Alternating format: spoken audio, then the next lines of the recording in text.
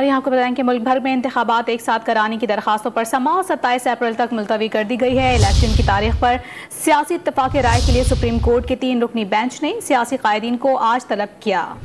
تحریری حکم نامے میں کہا گیا ہے کہ 14 مئی کو پنجاب میں انتخابات سے متعلق فیصلہ برقرار ہے۔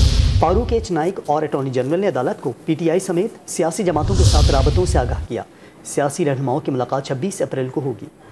14 مئی کو پنجاب میں انتخابات سے متعلق سپریم کورٹ کا فیصلہ برقرار ہے۔ تمام ایگزیکٹو اتھارٹیز 14 مئی کو پنجاب میں الیکشن کے فیصلے پر عمل درآمد کرانے کی پابند ہیں۔ ملک بھر میں ایک ساتھ انتخابات کرانے سے متعلق کیس میں سپریم کورٹ نے 5 صفحات پر مشتمل سماعت کا تحریری حکم نامہ جاری کر دیا۔ حکم نامے میں کہا گیا ہے کہ ملک بھر میں ایک ہی دن انتخابات کا انعقاد قانونی اور آئینی سوال ہے۔ حکم نامے کے مطابق تمام بڑی سیاسی جماعتوں کے قائدین نے عدالت کے سامنے ملک میں ایک ہی دن الیکشن کی رائے سے نہ صرف مثبت رد عمل بلکہ اتفاق بھی کیا۔